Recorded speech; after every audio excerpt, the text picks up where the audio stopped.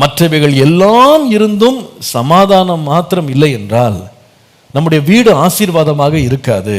அதை நாம் விளங்கிக் கொள்ள வேண்டும். நாம் ஆராதிக்கிற தேவனும் எப்படிப்பட்டவர்? 1 கொரிந்தியர் 14:33 வாசிக்கும் போது, தேவன் கலகத்திற்கு தேவனாயிராமல் சமாதானத்திற்கு தேவனாயிருக்கிறார். அப்போ நம்ம அறிவிக்கிற சுவிசேஷமும் சமாதானத்தின் சுவிசேஷம். நாம் பிரவேசித்திருக்கிற ராஜ்யமும் தேவனுடைய ராஜ்யமும் சமாதானத்தினால் நிறைந்தது. நாம் சேவித்து ஆராதித்து விசுவாசிக்கிற நம்முடைய தேவனும் சமாதானத்தின் தேவனாய் இருக்கிறார். அவர் அனுப்பியிருக்கிற பரிசுத்த ஆவியானவர் நமக்கு கொடுக்கிற ஆவியின் கனியில ஒரு மிக முக்கியமான கனி என்ன? கலாத்தியர் 5:22. ஆவியின் கனியோ அன்பு, சந்தோஷம், சமாதானம். அப்போ நான் தேவனுடைய ராஜ்யத்திற்குள்ள பிரவேசித்திருக்கிறேன்.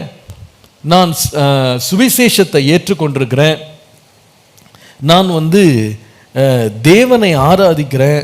நான் பரிசுத்த ஆவியானவரை நான் என் வாழ்க்கையில் பெற்றிருக்கிறேன் சொல்ற ஒவ்வொரு விசுவாசியினுடைய தனிப்பட்ட வாழ்க்கையிலேயும் அவங்க குடும்பத்திலேயும் பிரதானமாய் அவங்க மெயின்டைன் பண்ண வேண்டிய ஒரு காரியம் என்னது சொல்லுங்க?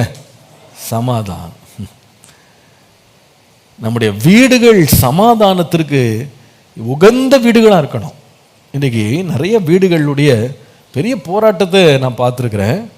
அவர்களுடைய வீட்டில் அவர்களுக்கு இருக்கிற பிரச்சனைகளில் பொருளாதார பிரச்சனைகளை பார்க்கிலும், அவர்களுக்கு இருக்கிற ஆரோக்கியத்தின் பிரச்சனைகளை பார்க்கிலும், அவர்களுக்கு இருக்கிற மற்ற உணவு தேவைகள் பிரச்சனைகளை பார்க்கிலும் இன்றைக்கி அநேக வீடுகள் போராடுகிற ஒரு இடம் எதுலன்னு கேட்டிங்கன்னா சமாதானம்.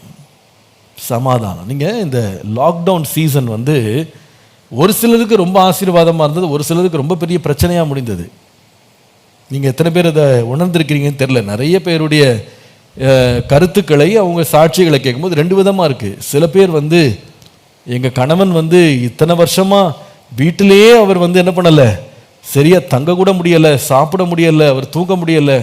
பரவாயில்ல, இந்த 1 வருஷமாக அவர் ஒர்க் ஃப்ரம் ஹோமில் வீட்டிலே இருக்கிறார். எங்கள் பிள்ளைங்களுக்கெல்லாம் ஒரே சந்தோஷம், வீடே கலகலன்னு இருக்குது, எல்லாரும் ஒன்றா இருந்து சந்தோஷமாக 3 வேளையை நாங்கள் ஒன்றா சாப்பிட்றோம் இப்படின்னு ஒரு கூட்டம் சொல்லுது.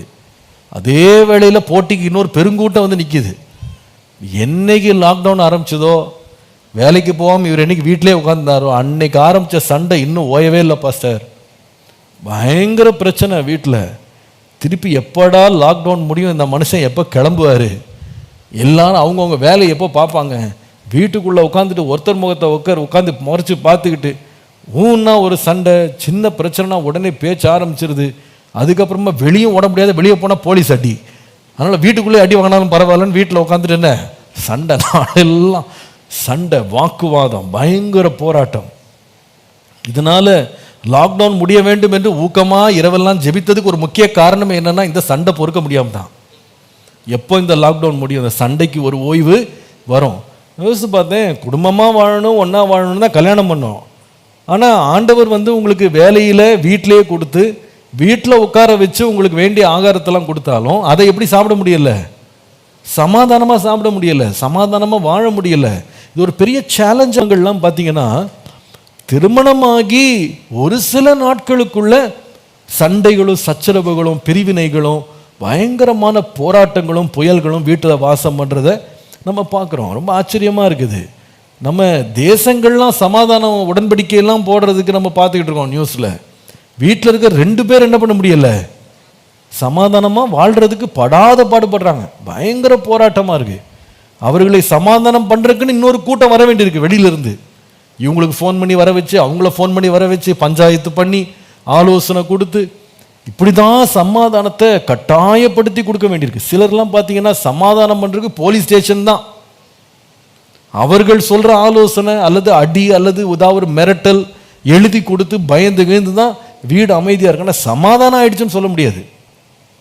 இந்த சில மலைகள் இருக்குது, அது பேர் எரிமலைன்னு சொல்லுவாங்க, வால்கனோன்னு வாங்க. இந்த வால்கனோ பார்த்தீங்கன்னா அதுக்கு மேலே நல்ல பனியாக இருக்கும், மேலே வெள்ளை வெளேர்னு பனியாக இருக்கும். இப்போ நீங்கள் அந்த அழகை பார்த்து மயங்கி பக்கத்தில் போய் நின்று போட்டோலாம் எடுத்துக்கிட்டு இருக்கலாம். ஆனால் எந்த நேரம் திடீர்னு வெடிக்கும்னு தெரியாது. உள்ளே பார்த்தீங்கன்னா அப்படியே கொப்பளிச்சுக்கிட்டு வெந்துக்கிட்டு இருக்கும். இருக்கிற அத்தனை ராக்ஸ் இருக்கு பாருங்க, பாறைகளை கூட அப்படியே உருக்கி என்ன பண்ணியிருக்கோம், அப்படியே தீ பிளம்பாக உள்ள அப்படியே கொப்பளிச்சுக்கிட்டு இருக்கோம். ஒரு குறிப்பிட்ட நேரம் வரும்போது பாருங்க, தூக்கி அடிச்சதுன்னா அட இந்த பனி போல அப்படியே மூடி இருந்த மலையான்னு யோசிக்கவே உங்களுக்கு ஆச்சரியமா இருக்கும். அப்படி வானளாவிய உயரத்துக்கு அது புகை மண்டலமா மாறி நாட்டையே கலங்க பண்ணிடும். நிறைய பேர் அப்படிதான் சர்ச்சுக்கு வரும்போது அவங்க பைபிளை தூக்கிட்டு வர்றதும், நடக்கிறதும், உட்கார்றதும், ஸ்தோத்திரம் சொல்றதும், பிரைஸ் லார்ட் சொல்றதும், ஜெபம் பண்றதும், அவங்க ஆராதிக்கிறத பார்த்தா நிறைய பேர் பனிமலை மாதிரி தான் நான் நினைப்பேன். என்னைக்கு இது வெடிக்குமோ தெரியல. இந்த மாதிரி அமைதியா வந்து ஒண்ணுமே நடக்கிற சத்தம் கூட கேட்காது சில பேருக்கு. அப்படி எடுத்து அவ்வளவு பத்திரமா பாதத்தை வைப்பார்கள். அவன் கால் வச்சா கூட எறும்பு கூட சாகாது. அந்த அளவுக்கு பார்த்து பார்த்து நடந்து வருவார்கள். இவ்வளவு அமைதியா இருக்கிறாங்களேன்னு நினைச்சா கொஞ்ச நாள் திடீர்னு அவளை பற்றி செய்தி வரும்.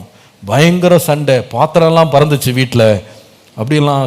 என்ன இது, இந்த ஆளா, யாரை சொல்றீங்க, அவங்க தானா, அதே இனிஷியல் தான், அதே அட்ரஸ் தான், அதே ஆள் தான், அதே பிரைஸ் லாட் தான், எல்லாம் அதே ஆள் தான், மாறவே இல்லை.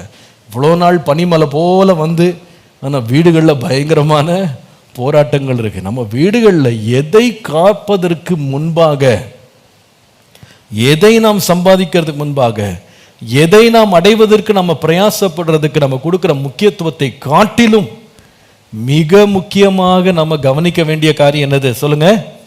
சமாதானம்.